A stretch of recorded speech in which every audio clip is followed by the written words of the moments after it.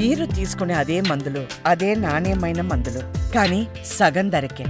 అవును, MedPlus brands pi 50 to 80% తగ్గింపు. Sir, మన తరంలో ఆరోగ్య విషయంలో ప్రకంపనలు కావచ్చు, అతలాకుతలం చేసి పెద్ద జోల్ట్ క్రియేట్ చేసింది కరోనా. సో కరోనాకు కేవలం 1 సంవత్సరంలోనే వ్యాక్సిన్ తీసుకురావడం, ఆ వ్యాక్సిన్ ప్రపంచం అందరికీ వేయడము. సో సాధారణంగా వ్యాక్సిన్ తయారీకి 20 సంవత్సరాలు కూడా పడుతుందని చెప్పేసి మనకు వార్తలు ఉన్నాయి.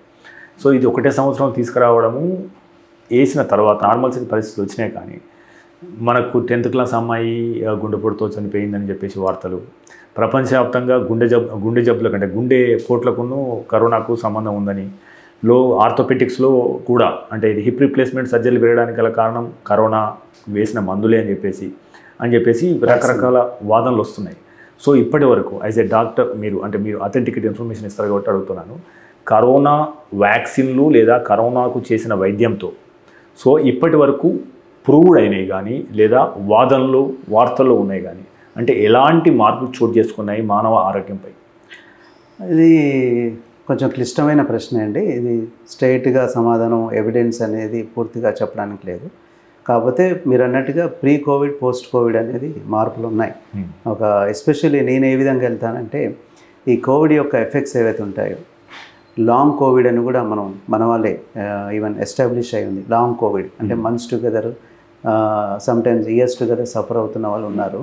అయితే ఈ కోవిడ్ వ్యాక్సినేషన్ వల్లే ప్రాబ్లమ్స్ వస్తున్నాయి అనేది పూర్తిగా కరెక్ట్ కాదేమో. వ్యాక్సిన్ అనేది కొంతవరకు ఇబ్బందికరంగా ఉన్నట్టుగా వార్తలు ఉన్నాయి, అవన్నీ కూడా ఉన్నాయి. కానీ అదే వ్యాక్సిన్ వల్లే ప్రాబ్లమ్స్ వస్తున్నాయి ఈ హార్ట్ పరంగా కానివ్వండి ఇవన్నీ అనేది కొంతవరకే కరెక్ట్ అనిపిస్తుంది. అండ్ నేనేమంటానంటే, ఇమ్యూన్ సిస్టమ్ ఏదైతే ఉందో మన బాడీలో ఇమ్యూన్ సిస్టమ్ అదంతా ఆల్టర్ అయిపోయింది పోస్ట్ కోవిడ్ అనొచ్చు అదంతా కూడా. అండ్ ఈ కోవిడ్ మీరు చూసినట్టయితే ఈవెన్ డయాబెటీస్ కూడా పెరిగారు పోస్ట్ కోవిడ్. చాలామంది చెప్తూ ఉంటారు, నాకు కోవిడ్ వచ్చిన తర్వాత షుగర్ వచ్చిందండి అని. కొన్ని మెకానిజమ్స్ ఉండొచ్చేమో, తెలియని మెకానిజం. ఎందుకంటే ప్యాంక్రియాస్ మీద ఐలెట్ సెల్స్ డ్యామేజ్ చేయొచ్చేమో కోవిడ్. దానివల్ల మనకు ఈ డయాబెటీస్ మళ్ళీ స్టార్ట్ అయ్యి వాళ్ళకి కంటిన్యూ అవ్వచ్చు. చాలామంది చెప్తారు పోస్ట్ కోవిడ్లో నాకు డయాబెటీస్ కూడా వచ్చిందండి అన్నట్టుగా. మీరు అన్నట్టుగా అదర్ ఎగ్జాంపుల్స్ కూడా మీరు చెప్తూ ఉన్నారు. సో నేనేమంటానంటే, ఒకటి ఇమ్యూనిటీ మాత్రం ఆల్టర్ అయిందని చెప్పొచ్చు. అది ఎన్ని రోజులు ఆల్టర్ అయి ఉంటుంది, ఎంత లాంగ్ ఉంటుంది, ఎన్ని ఇయర్స్ అనేది చెప్పడం కష్టం. అదొక కారణము. రెండవది వచ్చేసి Covid effects direct indirect effects ఉండొచ్చు. ఆ డైరెక్ట్ ఇండైరెక్ట్ ఎఫెక్ట్స్ వల్ల కూడా ఇటువంటి ఇబ్బందులు వస్తాయి. ఇన్ఫ్లమేషన్ అంటాం. ఆ ఇన్ఫ్లమేషన్ ఏ వైరస్తోనే రావచ్చు, బట్ కోవిడ్తోనే వస్తుందా, ఎంత అసోసియేషన్ ఉంది హార్ట్ డిసీజెస్కి అనేది ఇంకా పూర్తిగా చెప్పడం కష్టం. అండ్ వ్యాక్సిన్తో కూడా ప్రాబ్లమ్స్ వస్తాయనేది కూడా మనం వింటూనే ఉన్నాం, కానీ అది అంత వాస్తవం కాదు. ఈవెన్ రీసెంట్ కూడా మనం చూస్తూ ఉన్నట్టయితే పేపర్లో కూడా వ్యాక్సిన్ వల్ల మామూలుగా అంత డ్యామేజ్ కానీ హార్ట్ పరంగా కానీ ఈ హిప్ పరంగా ఇటువంటివన్నీ ఇబ్బందులు ఉండకపోవచ్చు అని అంటున్నారు. కానీ నేను బేసిక్గా చెప్పదలుచుకుంది ఏంటంటే, వ్యాక్సిన్ తర్వాత అంటే హిట్ అయిన తర్వాత వేసిన యాంటీబయాటిక్స్ కావచ్చు, వాడిన మందులతో రీప్లేస్మెంట్ సర్జరీలు పెరిగినాయి అనేది ఒక వాదన. అది కొంతవరకు, ఎందుకంటే మనము అక్కడ జాగ్రత్తగా గమనిస్తే కోవిడ్ వచ్చిన వాళ్ళలో సివియర్ ఉన్న వాళ్ళలోనే స్టీరాయిడ్స్ అవి వాడేవాళ్ళం, అందరిలో వాడకపోయేవాళ్ళం.